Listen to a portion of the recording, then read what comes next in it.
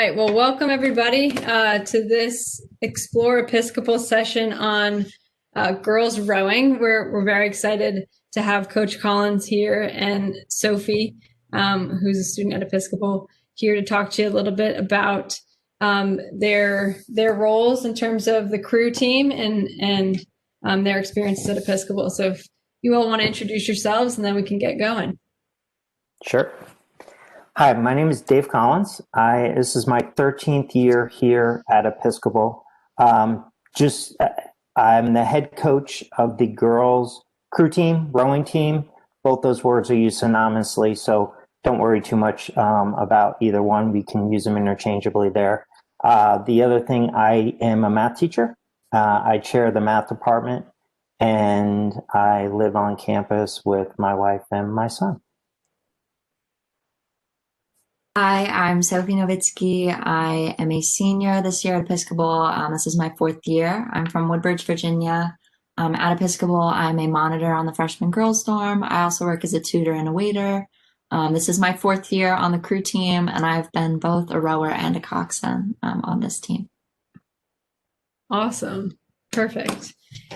So Coach Collins, you want to kind of give us a little bit of an overview of your program and sort of what levels you have, how do tryouts work, roster sizes, that kind of thing?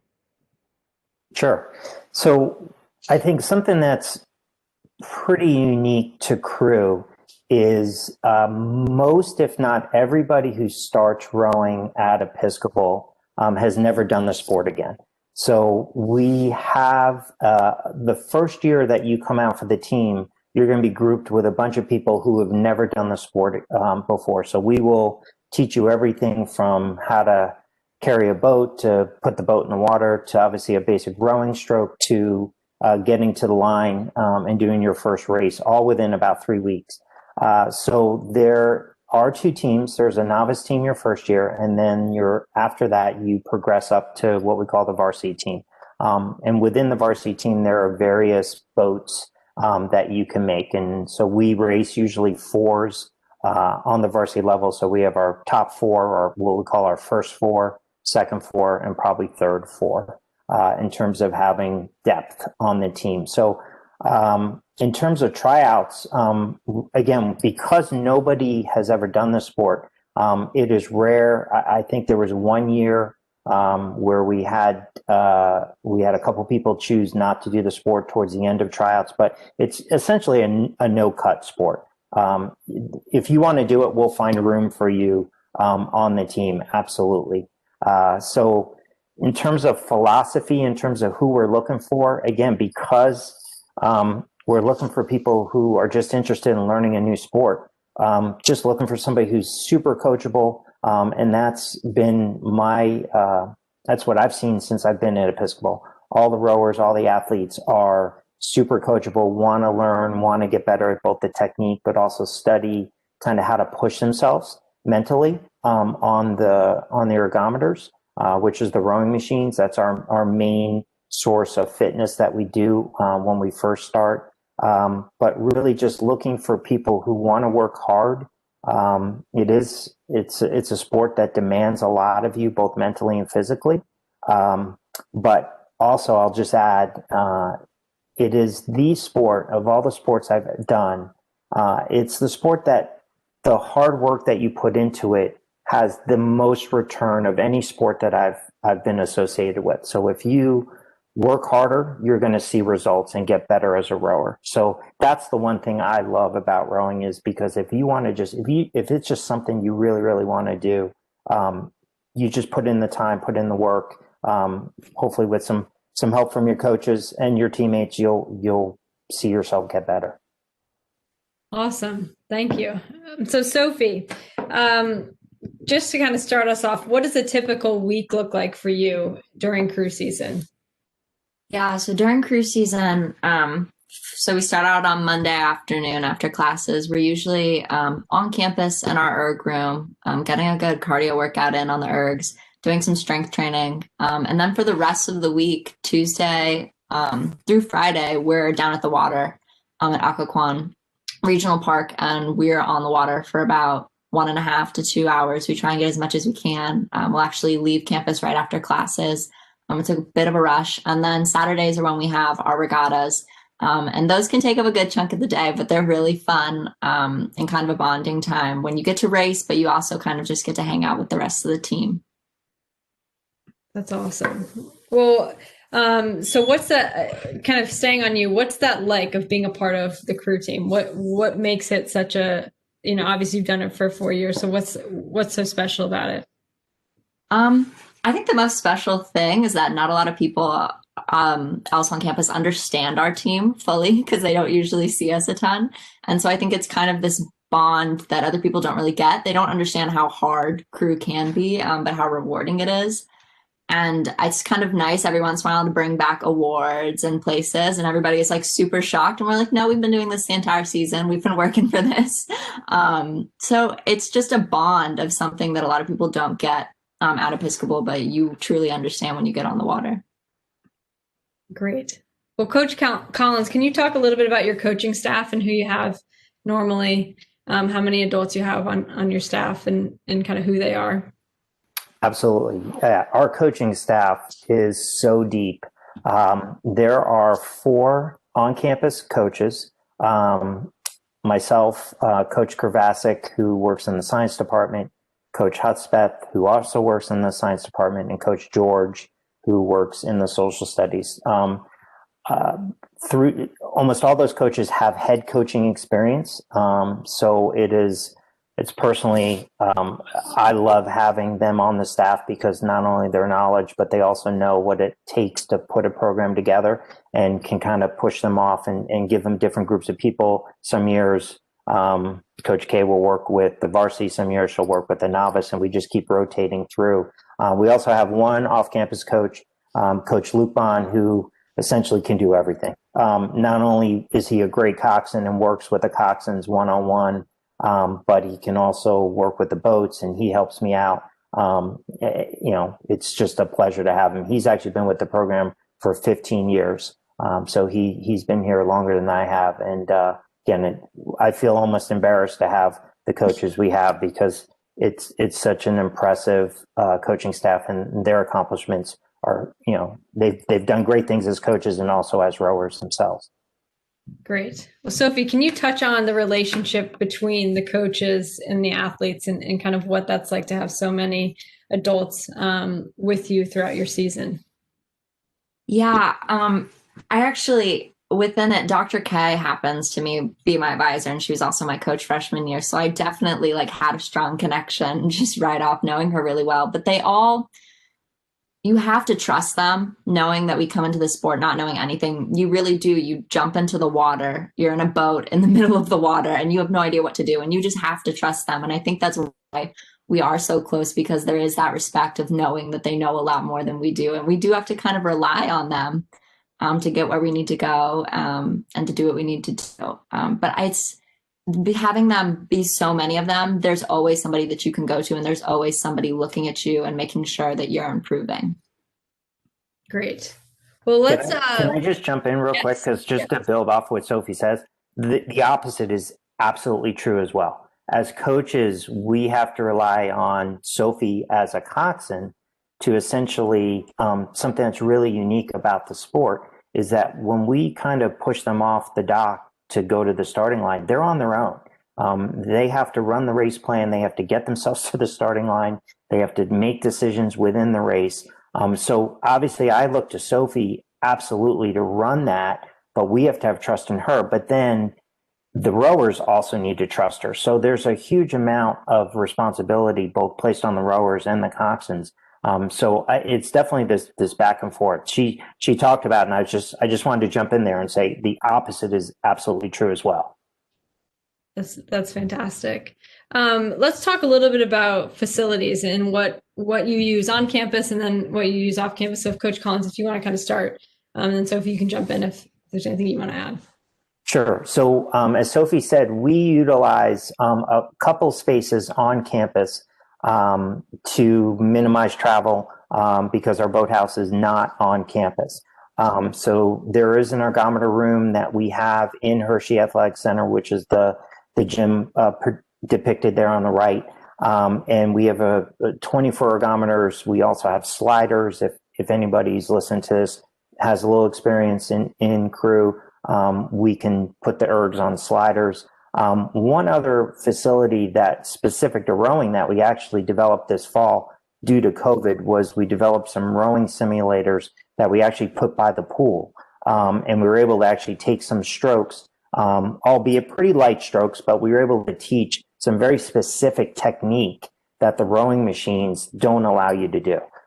So those are the couple places on campus, as well as state-of-the-art fitness center, strength training facility that we have. Plus, we've got some outdoor spaces that we can do various, circuits and things like that on campus. Our facility is about 12 miles from campus, and takes us about 20 minutes to get there. It is arguably one of the best places to row in the whole Washington, D.C. area.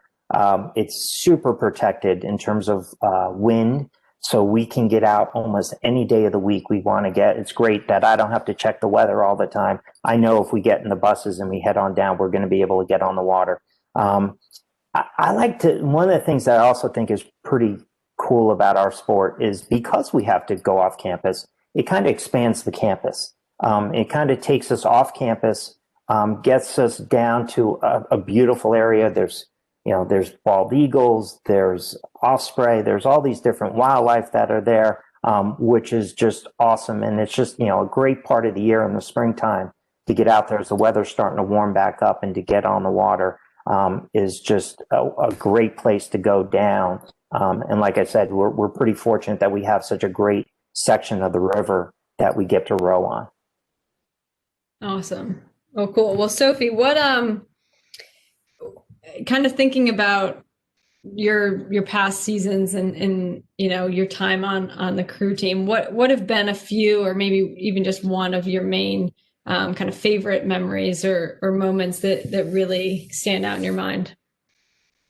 Yeah, so my freshman year, the way that the novice team worked out, we had 5 girls on the team. And so we had enough for one boat. There was no choice of who was going to be on, that first boat and race. And it was that idea of this was us, like it was only us. We got to row every single day, every single one of us together. And we ended up going to states and ending up in the finals and placing 5th. And none of us had rowed before. None of us really had even known what crew was or rowing was. And I think that memory of just going from nothing, not knowing how to row, and in a couple weeks rowing by ourselves with the coxswain was insane to me and still insane to think about. And it was the first time I was really proud to be yeah, we did that, especially with a sports team on our own, just as students.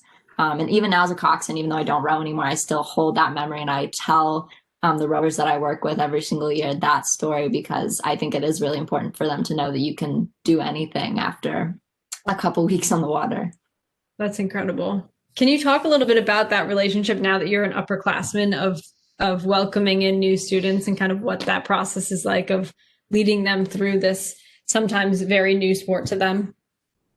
Yeah, I guess it's kind of a thing of you have to let them know that you've been where they have been in order for them to really respect you, especially as a coxswain. If I wasn't open about the fact that I rowed, they would just see me as somebody who stands around and yells at them, which is not what I want. And so a lot of times I'll even get on the erg with them, or I'll get in front of them and I'll show them how to do it and just show them that I understand what you're going through. I understand it hurts right now. But that it is worth it and that I've seen it be worth it. And I think that's just how, and you always have to tell them about the races, because sometimes it can't be really exciting to sit on an erg and just really work hard. But once they know that it pays off, they start to get really excited. That's awesome. Well, speaking of races, Coach Collins, who are your main kind of competitors? How does that work when it comes to racing? Who do you usually compete against? Yeah, so we're also in this just unique position where we're in a league where we actually race against essentially any school that has rowing in the Washington, D.C. area, mostly Virginia, but some D.C. schools as well. So we race against the public schools, parochial schools, private schools are all in the same league. So like I said, we race against National Cathedral and Georgetown Visitation, who are schools that are pretty familiar to most of our teams at Episcopal. But then we also race against the likes of Langley High School and Woodbridge High School. And even when we get to states, that brings in everybody from all over the place. So, it is truly a state championship when we bring in essentially any team that has a rowing program. So there aren't really tiers in terms of when you show up to the state championships. You're just, if you have a boat to enter in that event, you get to enter into that event. So you're competing on average. We're usually competing between 20 and 24 teams at states when we go up for that competition. I think just if I could just talk real quick about, because Sophie was talking about jumping out there and learning in such a short period of time. I think that bond that they do create, I think I've mentioned it before in the sense that we just, as coaches, we push them off. But I like to think about rowing as it's a sport where there are no timeouts. So you have to go. It's kind of a little bit like cross country. But the other thing is, like, you are physically all tied into that boat together. I mean, you literally are in shoes tied in together, and you have to do it in sync.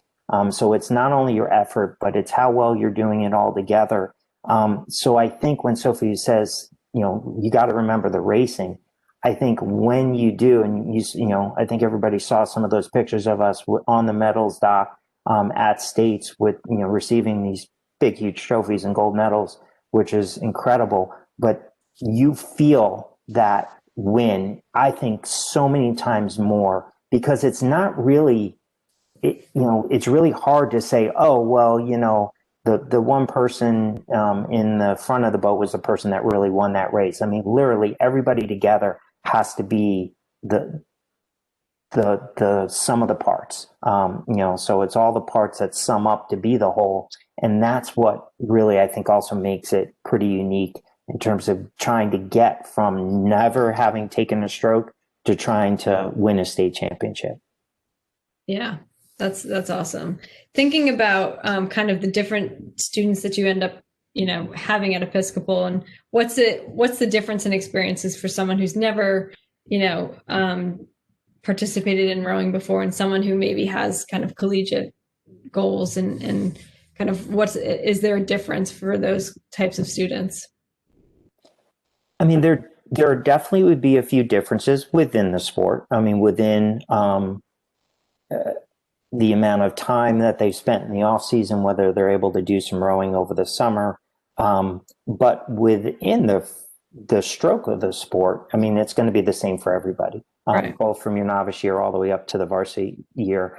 In terms of, and then again, this I think goes back to, what does rowing teach you? Not only do you learn about the sport, but I think it teaches you to push yourself. So I think there are still lessons, even at, say, a person who has making the third four. So it's, top four, the next four, and then the third one, still an impressive accomplishment. But we're still teaching them how to push through their own sort of limitations at that level. So everybody's trying to overcome where they were last week to try to, maybe push a little bit harder at one part of the race where they might lose off a little bit on the boat speed, and try to push through that, because it's, it's also a sport where it's the only sport where when you're actually beating your competition, you actually can see them, which I think is pretty cool. It's one of those things where when you're ahead of them, you can see them all behind you as a rower. And so that's one thing that's really motivating, to when you're actually pushing hard and you're in front, you just want to stay there and keep them in your sights. That's awesome. That's really cool. Sophie, can you talk a little bit about what the off season looks like for you? So obviously you have to balance, other sports and obligations and things like that, but what are the general expectations of you in the off season? Yeah, I'm so sorry. My dogs are barking at the moment. The mailman is coming on. During the off season, our main thing is it's on our own, essentially. Sometimes we'll do winter workouts, and where we'll go into the erg room early in the morning before classes. And sometimes as a coxswain, I'll go and row with them and things. But it's really up to us how we want to make it. and how we want to improve. And a lot of times we do have a group of girls who are very interested in keeping up their technique and keeping up everything. But it's a full push on your own to really get that done. And again, the focus is always academics. And so some days, you're tired, you're up late, and that is totally okay. It's never a pressure to do it. It really is. If you want to do it, you are welcome to do the workouts. Awesome. Coach Collins, do you want to talk a little bit about what spring break looks like and how that affects, because obviously it's a spring season at Episcopal, so. Whoops, sorry about that. I mean, Coach Smith, can you go back one slide? Sure. And then I can talk about that. I'm so glad you asked about that, because it's one of these moments that kind of bring us all together.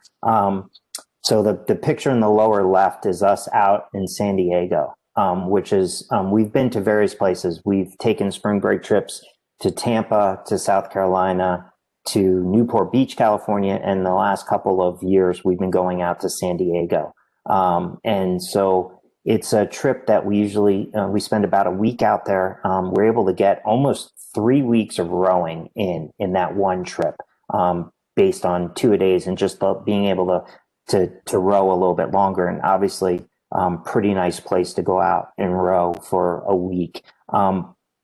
And obviously I might be a little more focused on the actual strokes out there, but I will be honest, the amount of the time that we get to spend off the water is huge for the season. Kind of trying to bring the group together. You've got people like Sophie who will be her 4th year, to where you've got novices who might not have gone on that trip their first year. So they're really just trying to get to know other people on the team as well. So yeah, it's a great opportunity to get in a lot of strokes in some nice weather. But it's also a time for the team to kind of come together. We usually stay in a really big house. And so we're not staying in hotel rooms. We're cooking with each other, watching shows with each other. I've learned a lot about The Bachelorette during the spring break. So you never know. Well, what's better than that? Well, awesome. Well, is there anything else from you two that you want to talk about when it comes to crew? Is there anything that we didn't cover that you think is important? Sophie, I'll let you go first if you want.